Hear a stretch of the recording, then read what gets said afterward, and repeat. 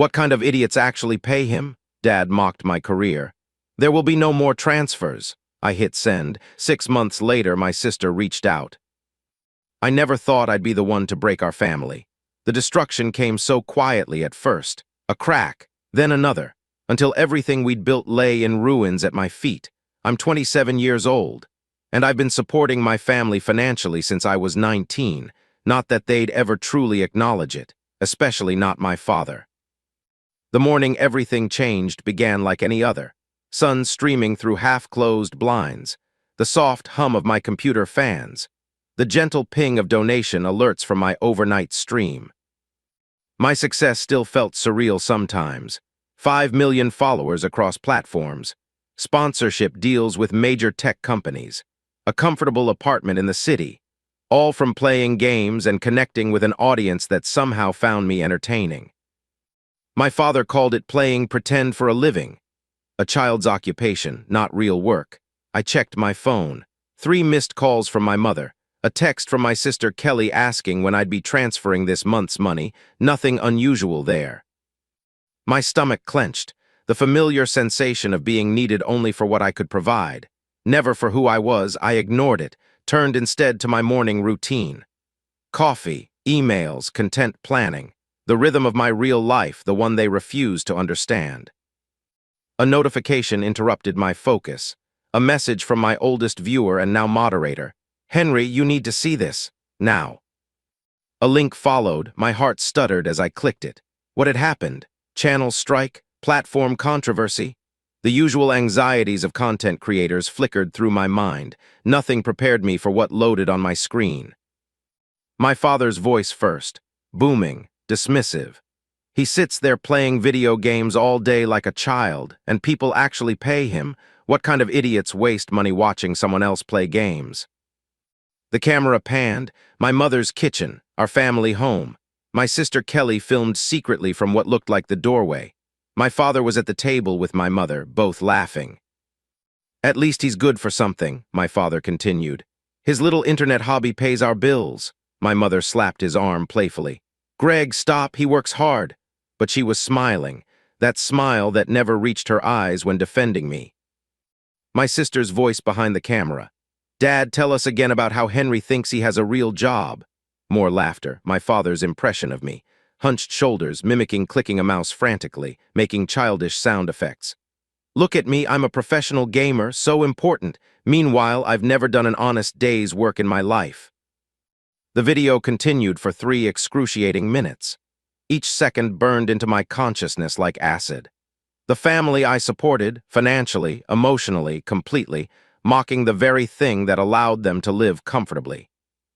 The video had 30,000 views, posted by Kelly on her small social account with the caption, "When your brother thinks streaming is a career," my hands trembled, blood pounding in my ears. A strange calm descended over me like a shroud. 8 years of supporting them. 8 years of monthly transfers, paying off my parents' mortgage, funding Kelly's college education, emergency medical bills, new cars, vacations, all while enduring their thinly veiled contempt for my career choice.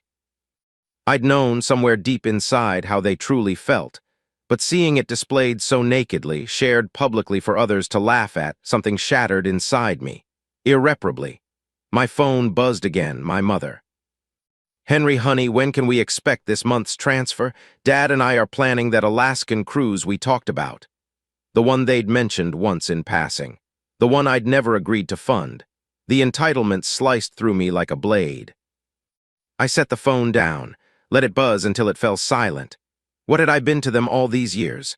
An ATM with a pulse. A resource to be tapped whenever needed while being ridiculed behind closed doors and now apparently in public. Something shifted inside me, a resolve crystallizing like ice in my veins. No more. I opened my banking app, stared at the shared emergency account I'd established for family needs. $87,000, my money, all of it. I transferred it to my private account, every cent. Then I drafted a simple email, attached the video link, added only one line, "There will be no more transfers, ever." I hit send, turned off notifications, walked to my balcony and stood in the morning air, breathing deeply as though surfacing from deep water. For the first time in years, I felt something close to peace. The storm, of course, was coming. I knew that. But in this moment of clarity, I finally understood what had eluded me for years. I didn't need their approval. I never had. They needed my money, not the other way around. The realization filled me with a strange, hollow power. My phone exploded with notifications within minutes of the email. Calls, texts, voicemails. I ignored them all. Instead, I streamed that evening as scheduled, smiled, interacted with my community, not a word about the family crisis unfolding in my message inbox. This part of my life was mine. They had no place in it anymore. 3 days passed in this strange limbo. I blocked their numbers after the first day, changed my email, instructed building security not to allow them up if they appeared. On the 4th day, the buzzer rang, insistent, angry. "Your father is here. He's quite agitated. Should I send him up?" My heart hammered against my ribs, flight response kicking in hard, but I was done running. "Yes, send him up." The minutes waiting for his arrival stretched endlessly. Each heartbeat a countdown, blood rushing in my ears. The knock came.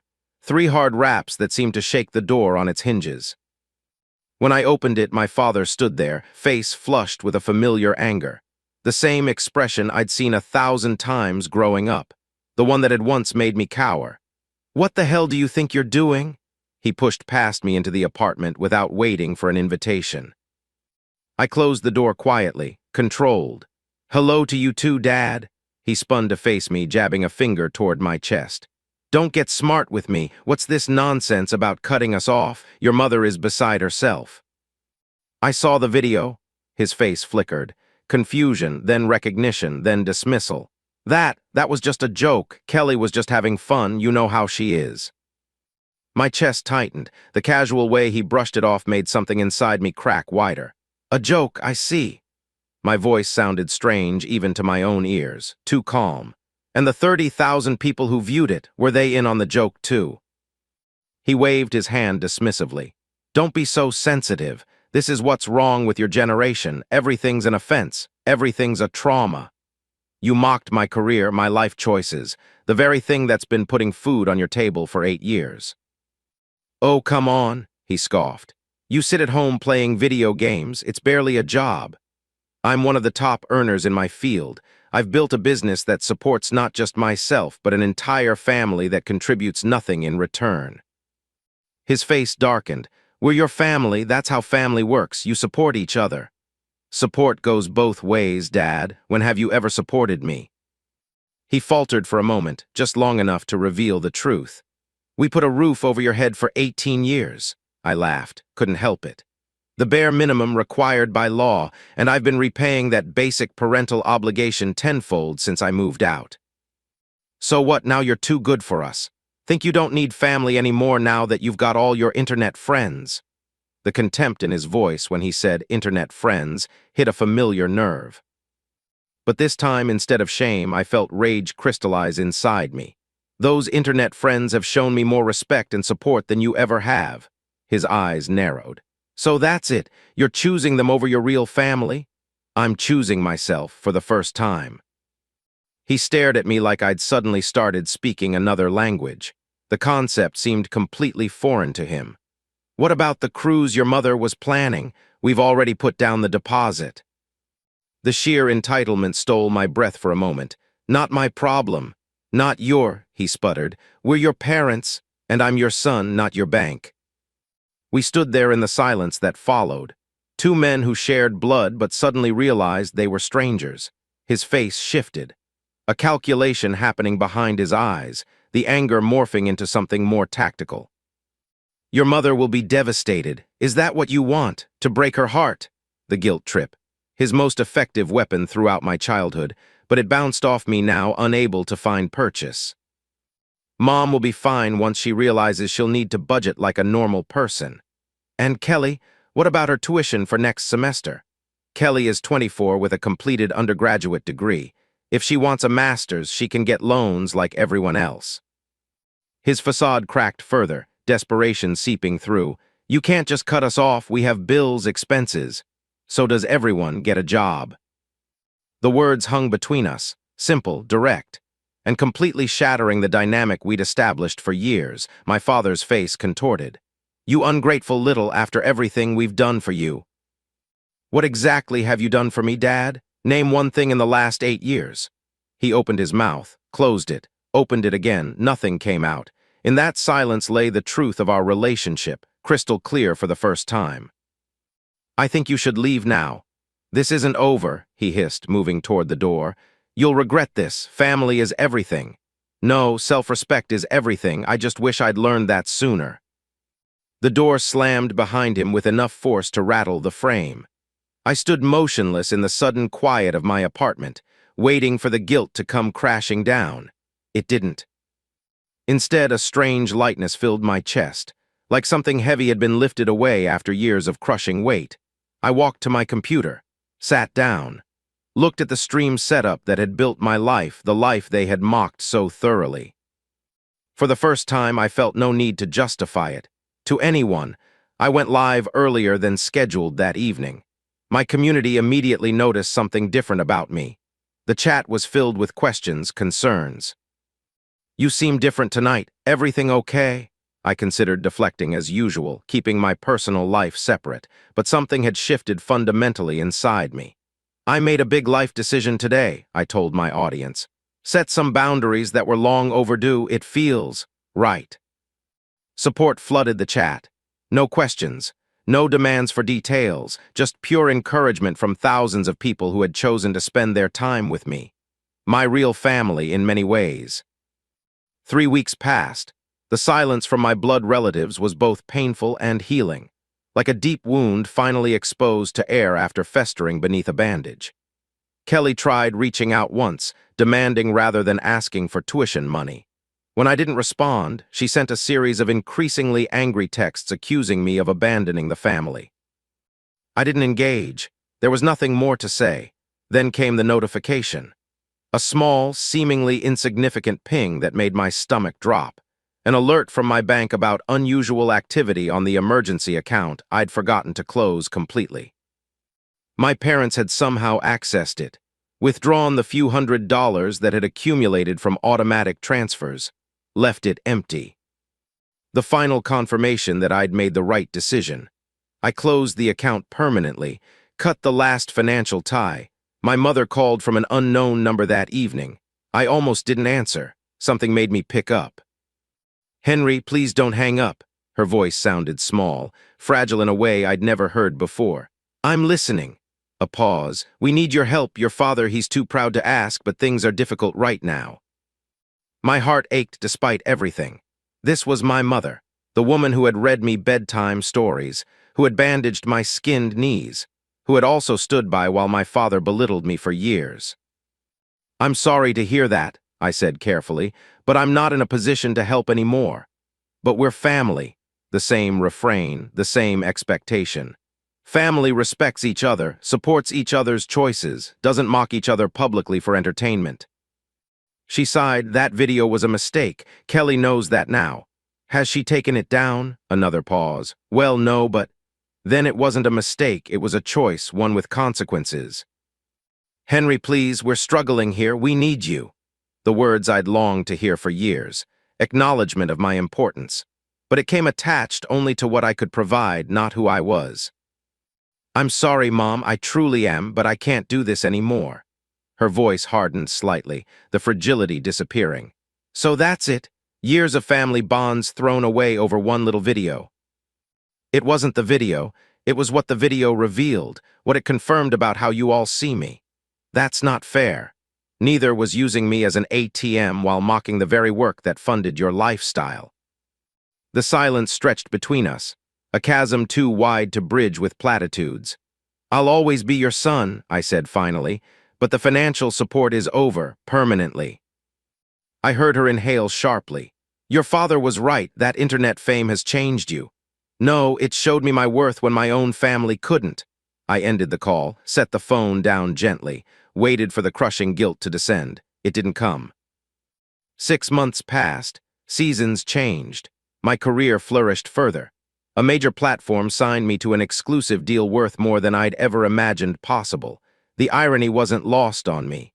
The not a real job had made me financially secure for life.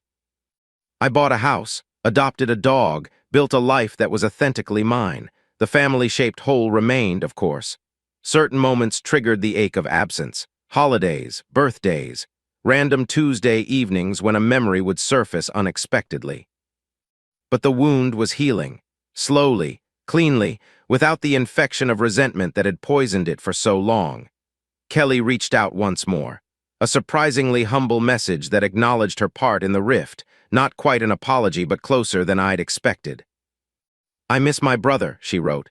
"The video was stupid and mean. I was jealous of your success and wanted Dad's approval. I'm sorry." I responded carefully, thanked her for reaching out, suggested we might get coffee sometime. No promises of financial support, no return to the old dynamic. A tentative first step toward something new, something healthier.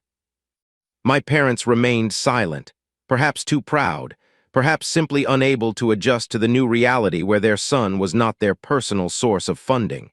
I found I could live with that uncertainty. Their absence hurt less than their presence had. The most unexpected change was within myself. The constant need for validation from them, from audiences, from anyone, had diminished significantly. I streamed because I enjoyed it, connected with my community because they mattered to me, made content because it fulfilled me creatively, not to prove my worth to a father who would never see it. 1 year to the day after cutting ties, I received a small package. No return address but postmarked from my hometown. Inside, a thumb drive and a note in my mother's handwriting. "I thought you should have this. I'm sorry it took me so long to understand."